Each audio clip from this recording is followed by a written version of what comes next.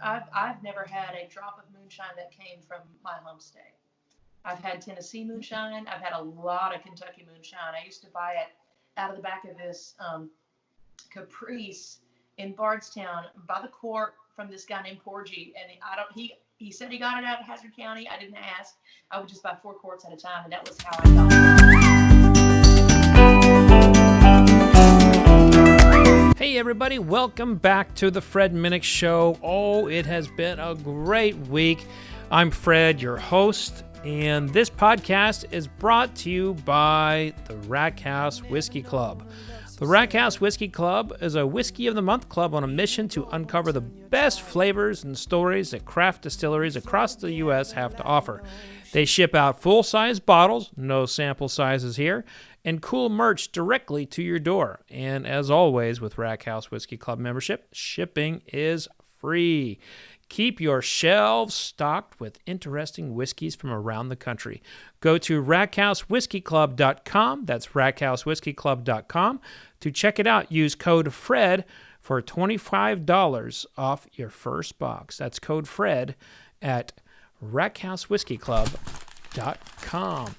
Hey everybody, what a great guest I have today. I have Ashley McBryde. Ashley McBryde is so talented.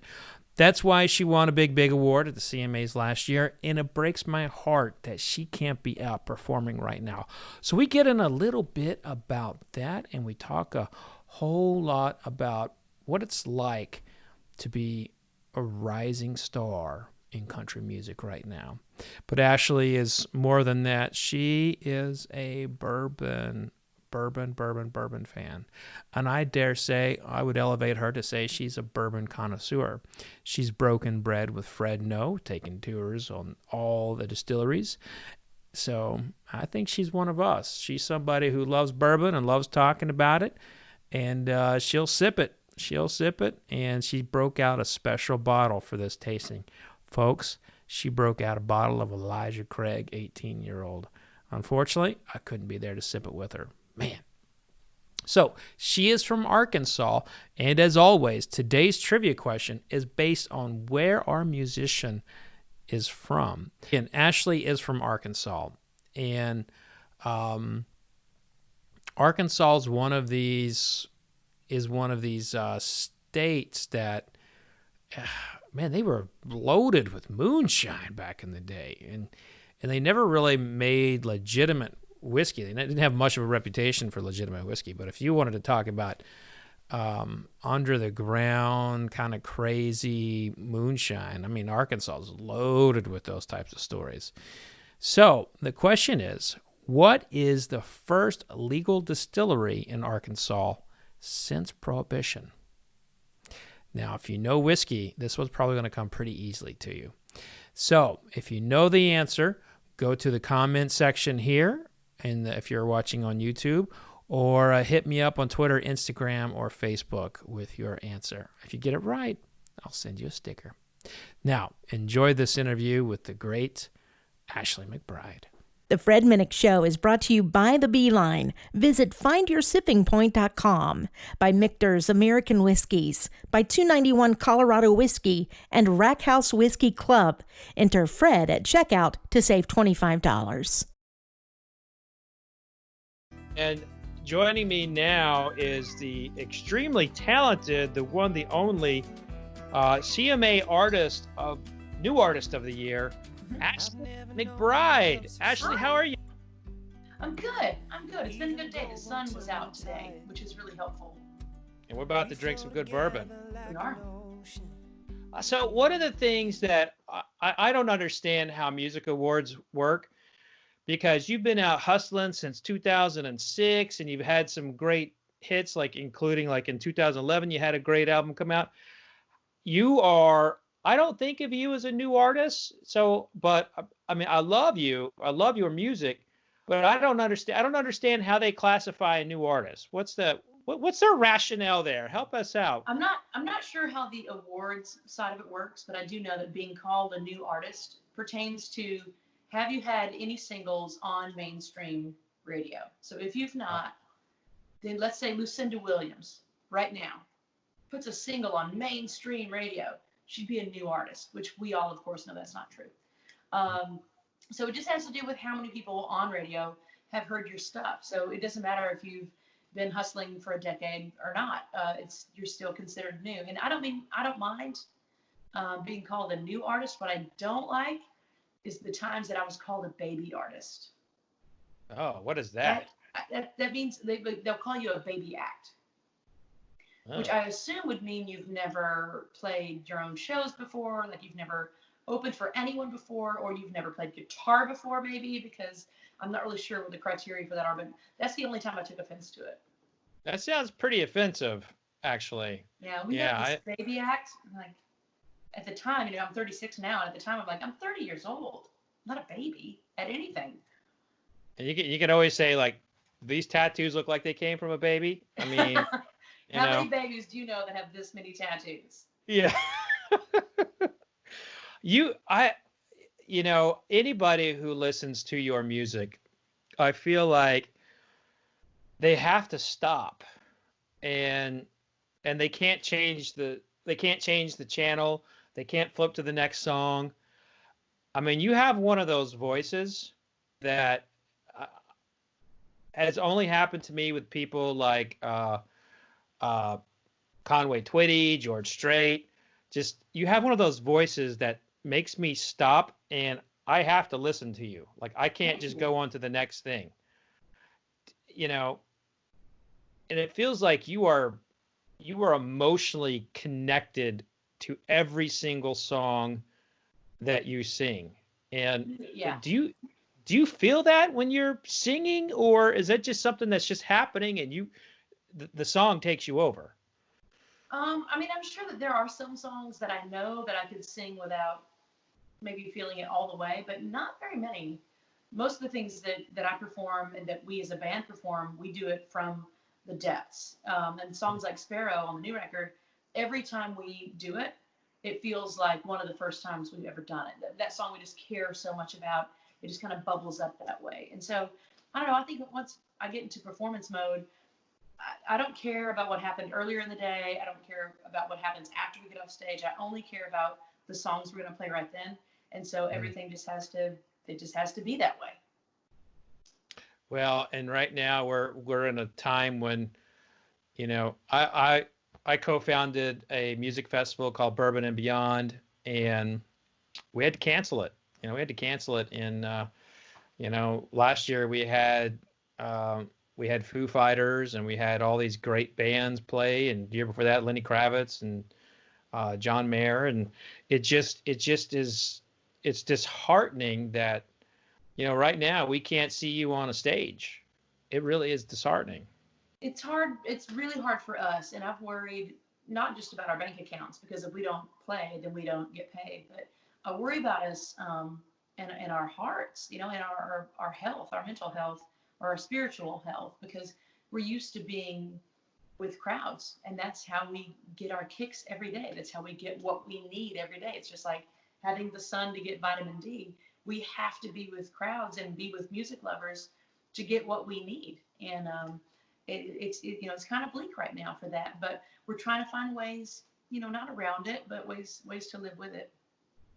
Yeah, everyone's trying to find their way in music to cope, and there's a lot of streaming going on. There's a lot of, a lot of people connecting with their fans and social media, and thank God we have social media, but it still doesn't beat the real thing.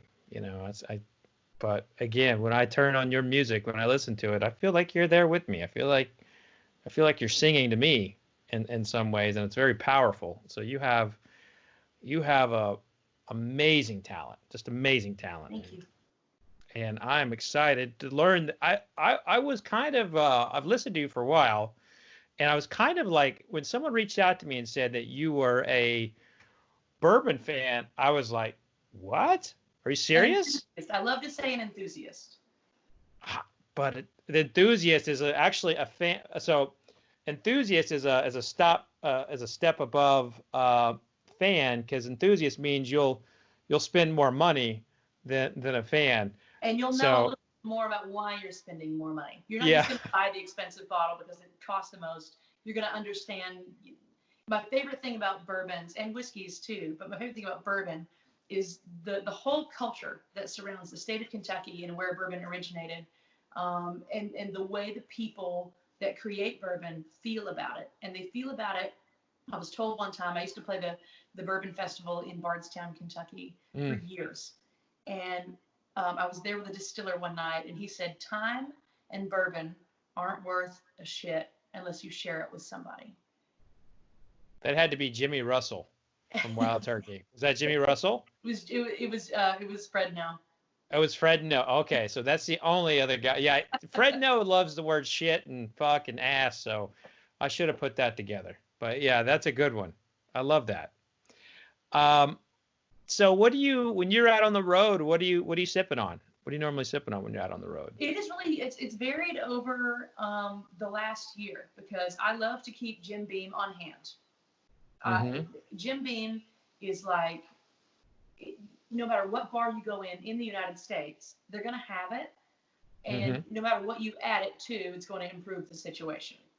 So if you ask for Elijah Craig 12 year and they don't have that, well, that's fine. You can also just drink Jim Beam in water and be completely fine and still have a respectable bourbon. We tried to keep Elijah Craig on the bus, but we can't afford it. Even just drinking the 12 year, it's such a nice bourbon. Once you get people, like the band comes back and all that, after loading in and they're doing their thing, you're sort of like, this bottle belongs in the bedroom. And so we started sipping on some stuff from our friends at Jack Daniel's, and we've really loved it, especially the Gentleman Jack. I've got the single barrel select here too. And if we catch somebody pouring Coke into something like this, we throw a hissy fit on the bus. Now, thankfully, everyone in my band knows how to drink whiskey and knows how to drink bourbon. If you're going to pour something into it besides a little splash of water, then just drink a beer. It's okay. I love that. You're policing how people are drinking bourbon in your band. That's awesome. You're welcome to anything on the bus as long as you don't ruin it. Yeah. Oh man, I wish there were more. I wish there were more artists like you, who would kind of like, preach that, have this discussion with their band, because like we'll sit in a trailer or wherever, and I'll have a conversation, and then like the bass player just will grab the bottle of Booker's and just start, shooting it like, oh, hey, yo, whoa. My first rule, especially with my nephew, who is, I'm 36, he's 27, so we're very close together, more like siblings. And he came to my house when he was like 22 and said he could drink anything, he could shoot anything when it came to whiskey or bourbon. And I said, well, the number one rule of drinking bourbon is be nice to it, and it will be nice to you. But if you go shooting a bottle of Booker's that's 128.6 proof, you're not nice to it, it's not going to be nice to you. This is something meant to be enjoyed. So do it that way. That's so true. That is so true. Well, you had sent me a list of some of the bourbons that you really like, and I have all of them. Yeah. And the stories to go with them, with the exception of Bibb and Tucker. I don't have Bibb and Tucker. So in this cave of bourbon here, I don't have that. Now you said you like Town Branch. I found that one to be, that's a fascinating one to like. May I ask? I won't keep it in the house. Like where did that love come from? If we're gonna have a party or something, I will get a bottle of Town Branch. But even when I was broke all the time, which I'm broke now again, but when I was broke all the time, I would keep a bottle of Town Branch. I would get one, but I can't walk past it without picking it up. So it became kind of dangerous because I would just pick it up and just take a little sip, and before you know it, that bottle's gone inside 2 weeks. And now, did you have an introduction to Town Branch, or did you just find it in a store? It was suggested to me by somebody in Bardstown because I played there for years and years. And I'm sure the conversation went, well, if you like this, then you'll like this. And I got Town Branch, and I freaking love it. Well, right here, this is one of the first single barrels that they did. This is from 2015. I open just about every bottle that I get, and I share it with friends. But this is one of the few bottles that I actually display because Mark Kaufman, signed it, and it just kind of it's a special bottle to me because it was one of those moments where there was like new blood in bourbon, and Town Branch is still relatively new. It was founded by an Irishman named Pierce Lyons, and Pierce was somebody who invested so much into Kentucky. He owned a company called Alltech, and that's one of the largest agricultural companies in the world. And he started investing into distilleries and breweries, and he helped kind of push forward the scene of craft whiskey in Kentucky. And so this bottle here represents kind of like a new wave to me of Kentucky bourbon. So I was really, really just tickled that you loved Town Branch. That personally meant a lot to me because that meant when I saw that, I was like, okay, so a lot of people say that they're a bourbon drinker and an enthusiast, but if you like Town Branch or if you know about Town Branch, then I know you're telling the truth. So it's delicious. That's one that you were showing your chops. Now, you also said Ridgemont Reserve. Ridgemont, absolutely. So Ridgemont Reserve is they changed that's like their old name. They changed it from 1792 Ridgemont Reserve to Ridgemont, then it was Tom Moore 1792, Barton, and they've changed this so many times. But it's 1792 now, and now they've got several expressions. And Ridgemont Reserve, when it first came out in the 1990s, they got sued, or was it in the early 2000s? Around that period, they actually got sued by Woodford Reserve because the shape of their bottle and the name were too similar, and they lost, so they had to change it. And so the end of the result of several changes is 1792. And if you have a bottle, or if you've had bottles that said Ridgemont Reserve on it, then you actually had one of the older bottles, because I think they took that off. I think they took Ridgemont Reserve off the label probably 5-6 years ago, something like that. That means I just finished and threw the bottle away of one that said Ridgemont Reserve on it. Well, it's like having a Jim Beam bottle that says double aged instead of extra aged. Oh, yep. And then you said that you loved Booker's. I do love Booker's. Booker's is, of course, the fact that you were buddies with Fred No, that this was his dad's baby. Mm-hmm. This comes out in the late 1980s, and it was one of the first small batch products and one of the first like cask strength ones. And it's named after Fred's dad, Booker No. Mm-hmm. And there's actually a very unique flavor profile that they're always looking for Booker's. And I haven't met a release that I didn't like. I've always loved Booker's. So good taste in bourbon. The box that I have these bottles sitting on comes from the bottle of Booker's that we had to finish, sadly, during quarantine. I hate to see one go, but I love to see them leave as well. But that's the joy of bourbon, though, as long as you get to sip it. And right now we can't really sip with friends. We can't be in the same room. We have to do it like this, which is so strange. It is, but it's still kind of cool. It's still kind of cool. Now, I see you have one of these barrel proofs, one of the single barrels from Jack. Yeah? Yeah. I'm going to start with that. And also right here in the glass, this is this. Oh. Very nice. Now, I know you just did like a streaming concert for Jack, right? I think I saw that on Instagram. How did that go? We had just started working together while we were still touring. And I mean, of course, I love whiskey culture, and I'm not even sure how we got connected, but once we got into conversations with each other, they said, we love your music. And I said, well, we love your product. And we just thought it made sense to work together. Yeah, I have a lot of good friends over there at Jack Daniel's. They're really good people. And Jeff Arnett is a great human being, great distiller. And these so barrels... Sweet, Fred, they sent me a few of these glasses. I mean, I've got snifters, brandy snifters and bourbon snifters and rocks glasses and all that, but I didn't have any. What's the name of these glasses? This is called a Glencairn. The Glencairn to me is the best glass that you can sip whiskey out of, because it helps you find. This is for someone who wants to, really taste and be analytical. Mm-hmm. You can, first of all, it's pretty as hell. Like a lot of glasses don't look so good on Instagram and so forth. But you take a picture of that, and it feels iconic. It's just got that look and feel of an awesome glass. And then the other thing is, like, you can really smell a whiskey through this. Like, it's not hiding any flaws. And when you smell whiskey, you want to smell it with your mouth open. It helps you relax the olfactory a little bit. I don't know which one you have. Mine's a barrel pick, so yours is most likely to taste very different than mine.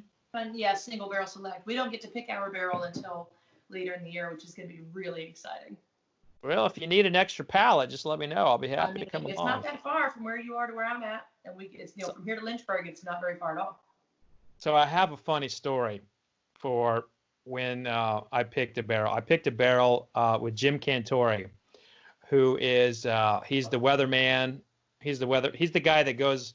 He works for the Weather Channel, and he's like always like he's in the hurricanes and the blowing everywhere. And he's that guy. He had this drill that they had this old drill from like 1902, and Jim broke it. They brought him another drill, I think, which was from 1910, and he broke that one.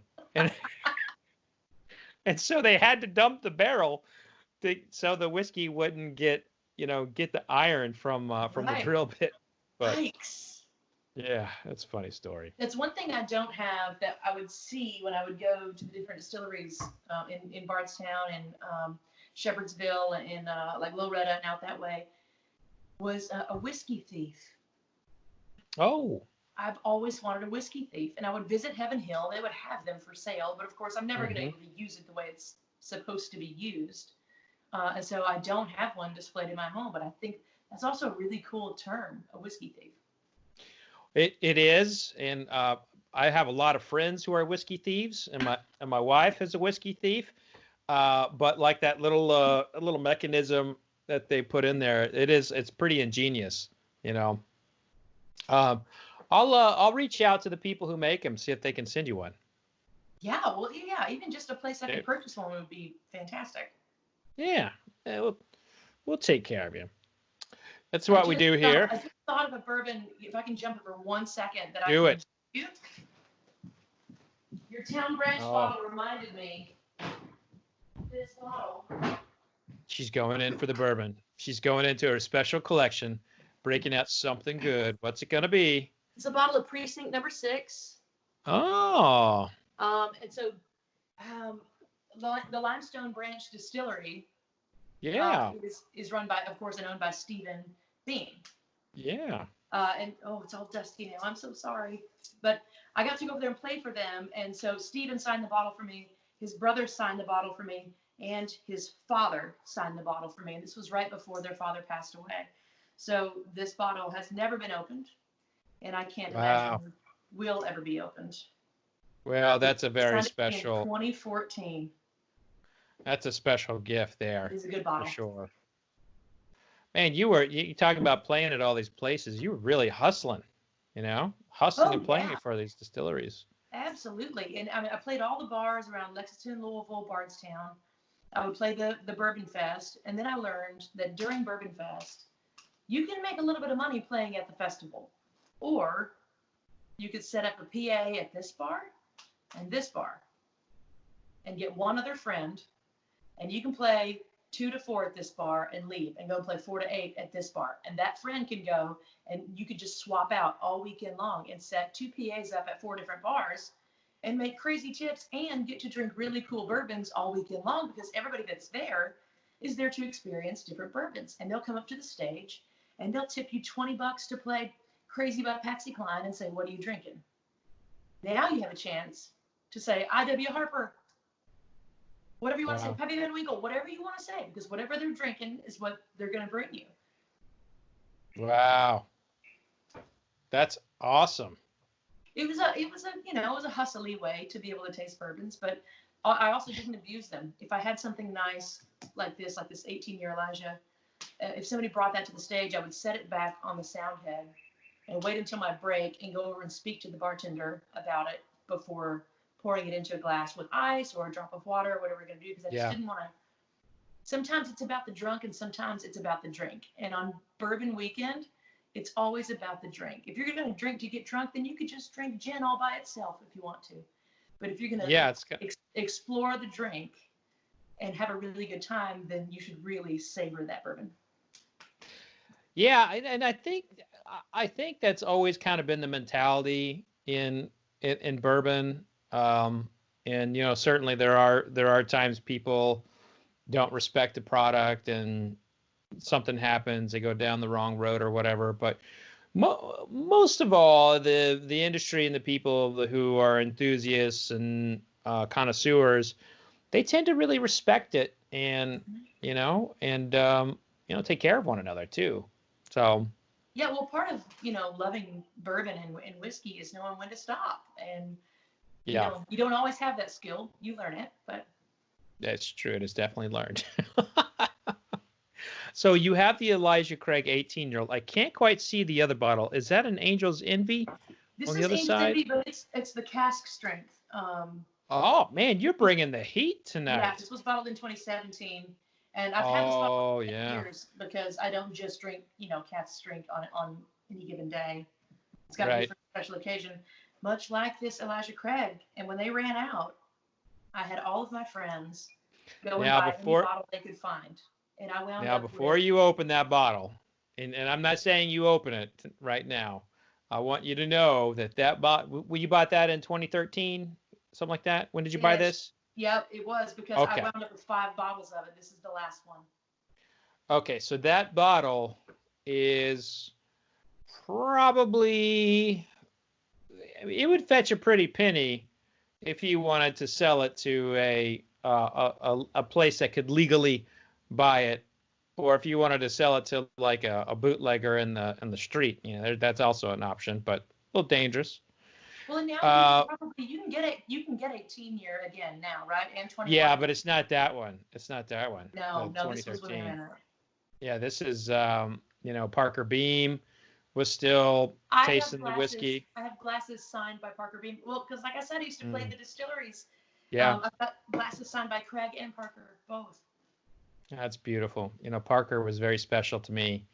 And when he passed away, I felt like, there was a hole in the bourbon industry, Absolutely.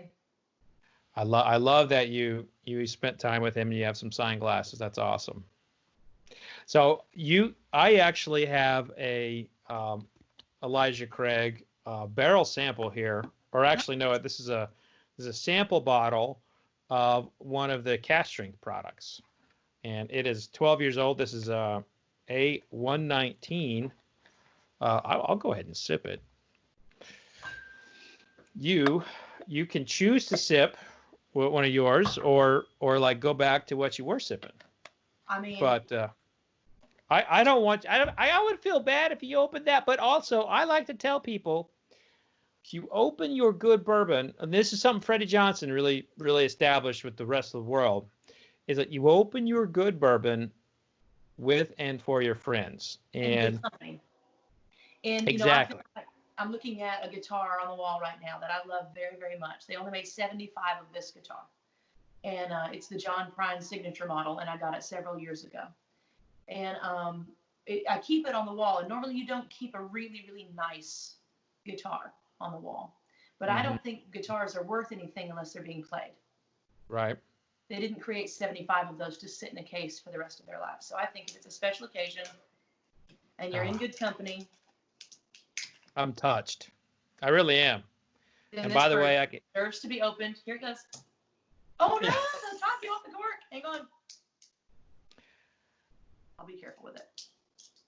That might be Parker saying, hold on now. This isn't the good company you think. Before, got it. Everything's fine. No. I also keep all my corks. Do you keep your corks? Which, I imagine you'd have a gajillion of them. I actually spent a couple of weeks in Portugal harvesting cork.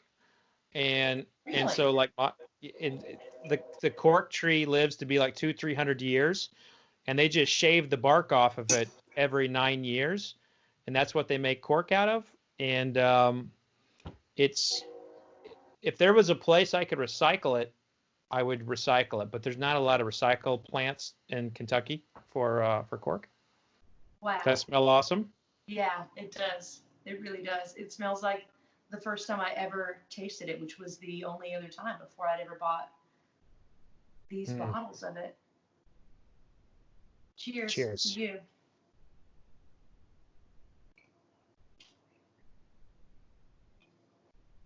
Yes! Oh. You know, I was a beer drinker, of course, for years and years. And I wound up playing a show in Kentucky with this cat. And in my hotel room, as a thank you, was a bottle of Elijah Craig 12-year. And I knew nothing about bourbon. Mm-hmm. I knew what kind of swill we drank in high school. But I thought, you went to high school in Arkansas. You grew up in Arkansas. Yeah, and most of Arkansas is dry counties. Of the 75 counties, most of them are dry. So getting your alcohol is very gather whatever money you can at lunch and send whoever you can to get whatever. And whatever they bring you is what you're going to drink, whether it's malt liquor or it's a whiskey or a tequila or whatever. And so, I'm out there with my friend, and I said, all the stores are closed, and we're not going to be able to get beer, but they gave us this bourbon, and I think we should just try drinking it. Let's just go to the ice machine and pour it over some ice. We didn't have any mixers. We didn't have anything. And we tasted it. And, the very first time I drank whiskeys before, but I'd never had a nice bourbon. So when you first drink it, you go, God, I wish I had some Coke. And then you don't have any Coke. So you sip it again. And you're like, you know what? This is really good. And so we learned, my friend's name was Secret that had come on that trip with me. And I doubt I think she's married and has a family now, but I doubt she's still drinking bourbon. But that was my first step into the journey and wanting to visit the distilleries and meet the families and be immersed in that culture, because I think even better than the product, which the products are great, is that culture that I've mentioned several times, that they're just so inclusive and so generous. Yeah. Caring communities, I've ever been a part of. And when I was in the military, actually spent some time at Fort Smith in Arkansas. At Fort Chaffee. Yeah. Absolute, hole in the wall Fort Chaffee. I think those barracks were made in like the 1800s, and because they've not been updated since the hanging judge was in session. Ooh, it was rough there. But the bourbon world really embraces people who want to learn, and it embraces people that want to have a conversation. It has a tendency to reject, snobbery, if you will, like snobs, the people who are, and this coming from a guy who's wearing an ascot, right? But snobs tend to get the boot, in bourbon. But the world of bourbon is very inclusive. It's very much appreciative of every single human being, and it welcomes all, but it frowns upon. I was a girl singing in a bar, and one of the friends of Freddie No came to me as I was shutting down, and he said, "Hey, we're going over to Freddie No's house. You should come." And I said, "I can't. It's me +3." And he said, "No, it's no problem at all. You +3. I'll let them know." And so I go to the bartender, and I said, "We're going to Freddie No's house. That sounds familiar, but I don't know." And she grabs a bottle of Jim Beam, turns it around, and points to Fred No, and said, "Go to the party." So we go to the party. We knock on the door. Fred answers the door. Now, I don't know this man, and says, "What are you having?"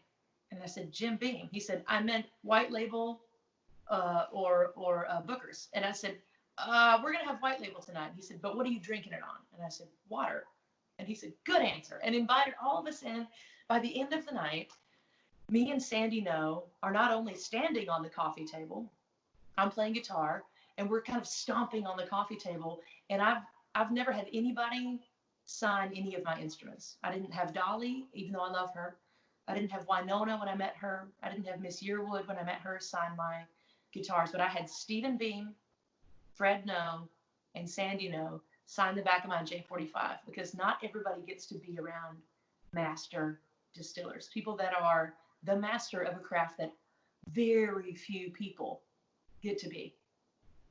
Oh, that almost makes me tear up. Right? You That's know? how I felt when I started spilling this 18 year. Oh man, I'm gonna drink a little Booker's and that memory. That's I mean, you just expressed. By the way, I haven't opened this bottle in 4 years, so. But you just expressed everything that I love about bourbon, and it's an amazing community. Yeah, they'll just open their homes and their hearts to you, and give you their product, not in like a promotional way, but ask you to partake of their product with them. I went to a party on the Maker's Mark property, and they call it Noville out there. And I get out there, and it's a flatbed trailer with outlets, and it's just crock pots. It's covered dish and crock pots, and there's probably, I mean, there's less than 100 people there with their lawn chairs, and everybody's playing music and playing horseshoes and all that. And I've never seen another industry. I mean, of course, country music is very inclusive, but I've never seen another industry that is so inclusive that they would take a stranger from the bar on Thursday night and take them to a party in their home or on their property. And I think the reason why I feel myself getting really emotional right now, and get this, you're making me emotional, and you're not even singing, is because I have a genuine fear of that's never going to happen again. We're not going to have those moments because of isolation and COVID and everything. It scares me to death that the bourbon travel industry is dead. I mean, it could. It's on pause, Yeah. but it's going to be safe for us again. And it's going to be safe for us because of our friends and loved ones that are on the front lines, that are literally risking their health so that we will be able to go out and do this together again. And it will be safe. And we may not play arenas, probably not for the rest of this year, which sucks, but maybe on a smaller scale, we can play some shows. Hopefully not everything is live streaming, because doing a bourbon tasting or experiencing things like Bardstown and Shepherdsville and out there at Maker's Mark, you can never do that virtually. But it's okay to be worried about it, but it's not okay to write it off as dead yet, because this has been through worse things. It's waded deeper waters and come out dry. Prohibition, and it waded deeper waters and came out dry. So we're going to be just fine. We're going to be just fine. Cheers to that. You can't kill bourbon. Little Ashley McBryde therapy there for me. No charge for that. A little bit of wisdom. It's funny. My wife's a shrink, and I'm gonna show this to her. I was like, see, that's therapy, Jack. Yeah. You could have a like a new thing where you do bourbon therapy with people. Yeah, I mean, I've always considered bourbon to be therapy. I found Jesus, or God, or whatever you want to call that. I found Jesus and bourbon in the same year. There is no separating the two for me. I found acceptance as a whole inside these products, and universally. So there's really no way to separate it for me. And I was raised really strictly religious, Church of Christ, and of course they'll. Oh. Yeah. You shouldn't be drinking, and no, you can drink. You can't give yourself completely to it, but you can. And I'm telling you that the first time whatever made us showed itself to me was when I was experiencing a bourbon too. I'm begging you to write a song that I found Jesus and bourbon in the same year. I'm begging you to write that song and sing it. When I first drank Elijah Craig 12 year, I wrote a song called Elijah Craig. Imagine that. I kind of looked up, who he was and what his story was. And we had this term at the time, my friends and I. Of course, we wouldn't do that with a bottle this nice, but let's say we just opened a regular bottle of whiskey. We would open it up, throw the cork on the floor, and stomp it. And we would yell, "Stomp the cap, save my soul." And so we have to sit here until the bottle is gone because we're not going to waste it. And so I wrote a song about Elijah Craig. I'll be happy to I can record it and send it to you. That would be not the most I know song ever written, but Parker and Craig both got to hear it. I know if they got to hear it. Do you know if maybe the folks at Heaven Hill heard it? Because I'd love to. They would love to hear that. Linda Beam had asked me for the work tape of it. I played her daughter's. I'm like the Forrest Gump of bourbons. I played her Linda, who was married to Parker. I played her daughter's 40th birthday party in a barn outside of. It had to have been Shepherdsville, Kentucky. Yeah, that's where they live. And I played that song, and I was like, I was just exposed in the last year to Elijah Craig Bourbon, and I started playing it, and she came up and told me who she was, and I was sort of like, oh, and she said, we would love to have a recording of that. So they have heard it. That's awesome. I love that. Well, when I interview people, I never know. When I interview people for the first time, I never really know where, things are going to go, how the conversation will go. But I will tell you, something has happened in this interview that has never really happened to me before. And that's like that same intensity that you bring in your music. I have felt it throughout this interview. You got me emotional talking about the people that I love and care about and the industry that I love and care about in a way that, I just think is beautiful. I'd love to see you do more bourbon stuff. I really think you could be. And I think the reason when I play a song, it feels like when I talk about bourbon is because educating or selling or entertaining, they're all the same thing. To me, they're the transference of your passion to someone else. Mm-hmm. And so hopefully anything I talk about, music education or bourbon, like hopefully anything I do comes across that intensity. My dog is coming down the stairs and he might jump on the couch, just fair warning. But it makes me really, really happy to have gotten to have, it's pretty rare. I get to have a conversation with somebody that knows what I'm talking about. When I talk about the water that they use for Maker's Mark, it's very rarely in a crowd that somebody just doesn't call me Whiskeypedia and go about their business. But I'm trying to tell you something important about the culture. Yeah, I mean, and really, like I've written several books on bourbon. I'll send them to you. But I've written several books that kind of go around the history and the folklore, and a lot of the marketing points and all that. Most of it's bullshit, and that becomes part of the culture of like folklore and BS and whiskey. But to me, it always is the people. It always begins and ends with the great people of Kentucky.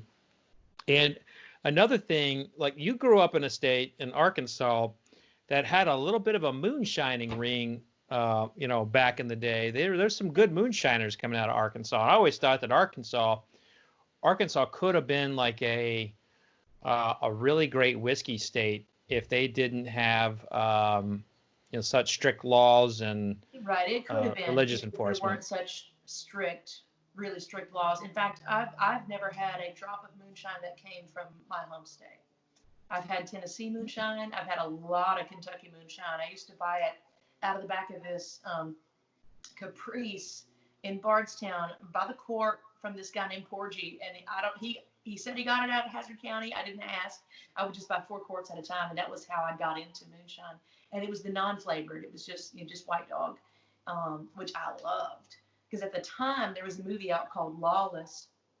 Oh, and yeah. That was based off of a book that I just read called The Wettest County in the World, and I loved that book. And so I really got into not just bourbons, but White Dogs and White Mule, and like Buffalo Trace has a really good White Mule too.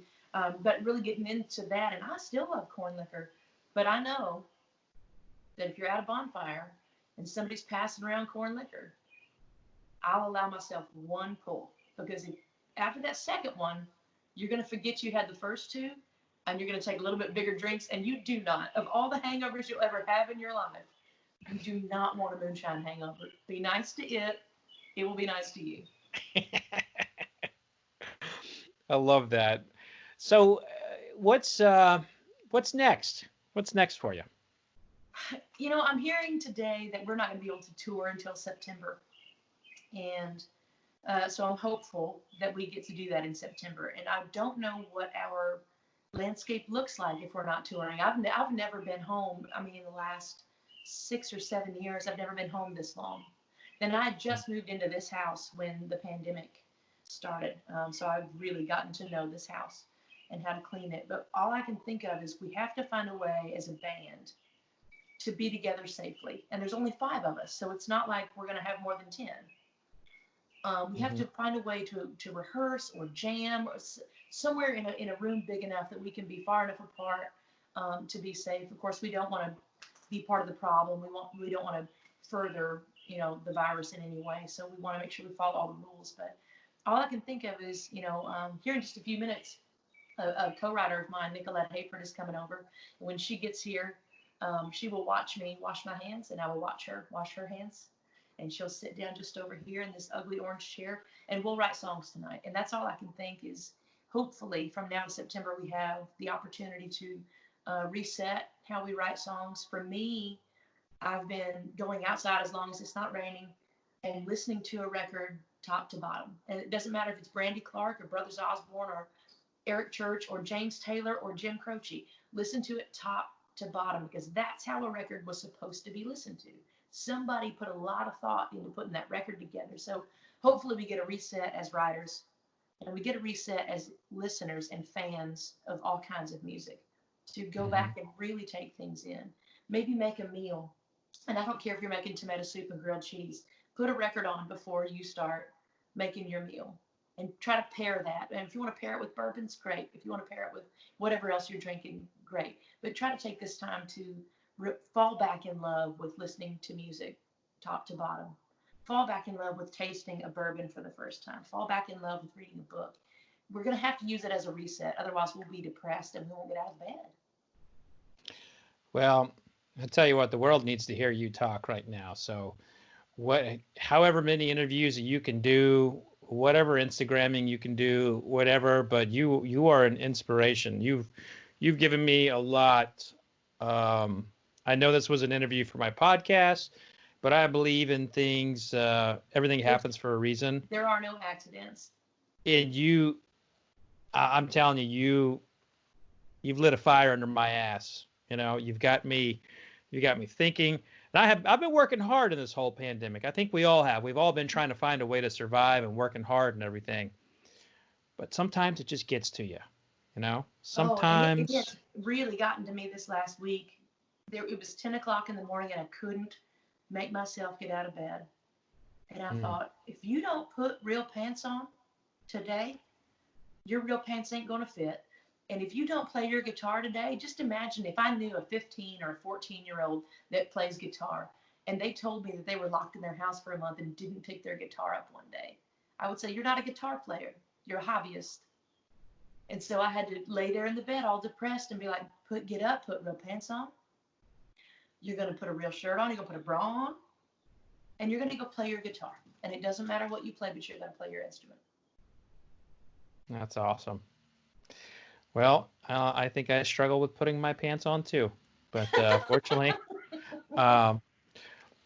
so this is to two new friends struggling to put their pants on and getting through the pandemic. The pants-demic at this point. The pants-demic. But everybody, listen, if you are not listening to Ashley McBryde right now, you are doing yourself a huge disservice if you are, even if you're not a country music fan, because I know a lot of you all are rockers. There's a little bit of rock, there's a little bit of soul in this one, so make sure you go checking out Ashley McBryde. Do you actually have a favorite place for people to find you? Because you're everywhere. It is everywhere. You can get it on Amazon. You can get it on Google Play. You can get it on iTunes. My favorite way to listen to it is on vinyl, which you can get as well.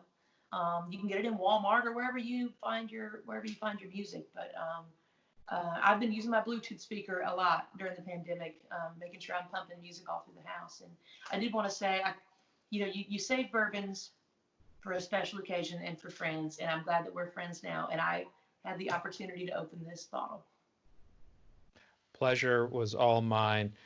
Ashley, Friend. You are a great addition to Bourbon Nation, and I'm sure this won't be the last time we're talking. And just gonna sip this one last time. Mine's for Booker's. Yours is from Parker. So cheers, my friend. Cheers, buddy.